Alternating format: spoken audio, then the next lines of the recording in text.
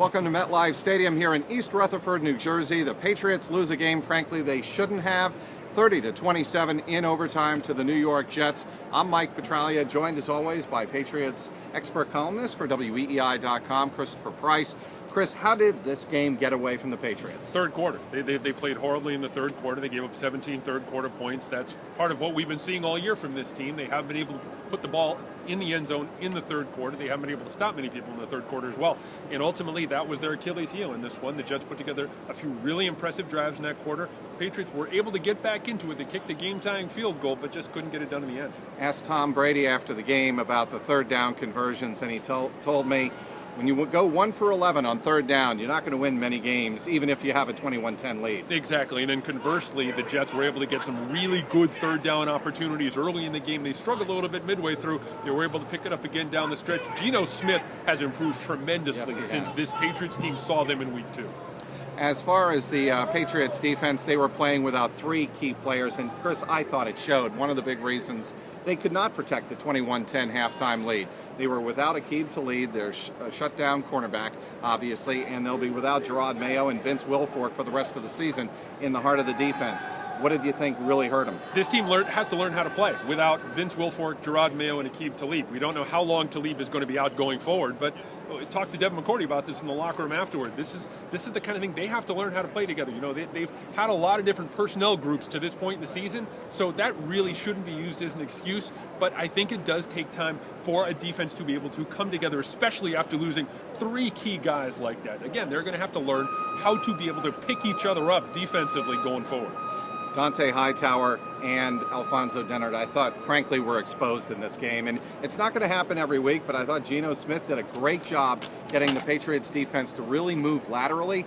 And when the Patriots got moving laterally, especially on a couple of the Jets' long drives, they were really exposed. They were able to expose a lot of the Patriots' weaknesses. The Patriots have struggled this year in a number of different areas, not just the regular stuff. We talk about Talib when we talk about his ability as a shutdown corner, but you look at tight ends and running backs, and that's where I think the Patriots struggled a little bit today. But Smith turned in an excellent performance. Smith played very well today. Yes, again, he is a far different quarterback than what the Patriots saw in Week 2. This is the kind of thing where you're going to have to pay attention to him going forward. They've certainly made great strides to this point in his rookie season. Rob Gronkowski makes his much-anticipated 2013 debut. 17 targets, 11 catches, over 100 yards. Did not reach the end zone, but the signs were there that he is on the road back. We did not, however, I don't think, see the full Gronk today. Exactly. I think that you have to kind of manage your expectation level. I think the 11 catches, over 100 yards receiving, I think that was fantastic. I thought we saw moments of rust, particularly on that last little catch that he could have connected with Brady on that probably would have gone for a touchdown. The Patriots ended up having to settle for a field goal in that situation.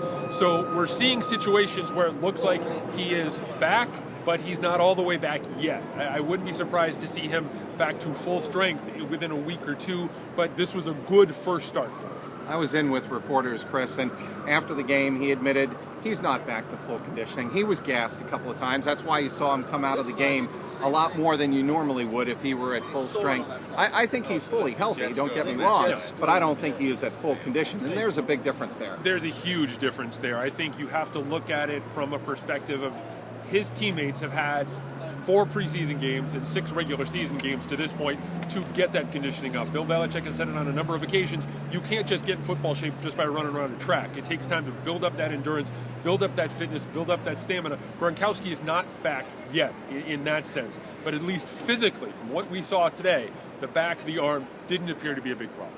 There is obviously going to be a lot of talk about this new rule that Chris Jones was, let's face it, victimized by. It was called correctly, but it was a secondary thrust that they were called for, not for making contact with the long snapper, which is what, my fault, I thought it was called originally, but pushing a teammate into the line of scrimmage, which this year in the NFL, just starting this year, was not allowed and is not allowed. And Bill Belichick really didn't want to talk about it too much, but he did explain that that was the rule, that was the call.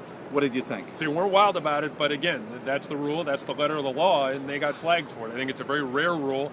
I have to go back and look at this, but I don't think it's been called at this point in the season yet. It's a new rule. Anywhere in the NFL? As far as I've seen, I have not seen it called to this point. First 6-7 weeks of the season, I haven't seen it called to this point. So I'm going to have to go back and take a look at that. But at the same time, they were flagged appropriately. I thought that was an appropriate penalty. You know, the 15 yards is very clear in the rule book what the rule is, what will draw the flag, and he got flagged for it. I will say this too: Jones in the locker room after the game stood up, accepted full responsibility for what happened. I thought that was a good sign. It doesn't mean much in the grand scheme of things, but it was good to see a guy stand up and take accountability for his mistake.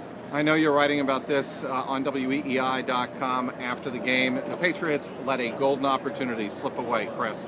They lose this game 30-27. They could have taken a stranglehold over the AFC East with the Buffalo Bills upsetting the Miami Dolphins 23-21.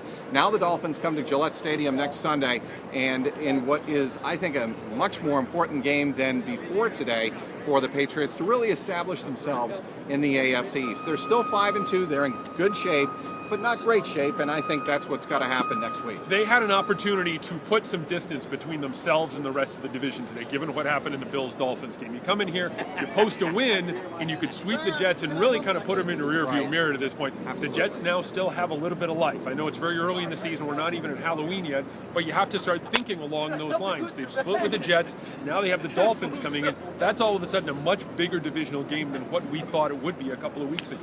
The final again here at MetLife Stadium in East Rutherford, the Jets 30 and the Patriots 27.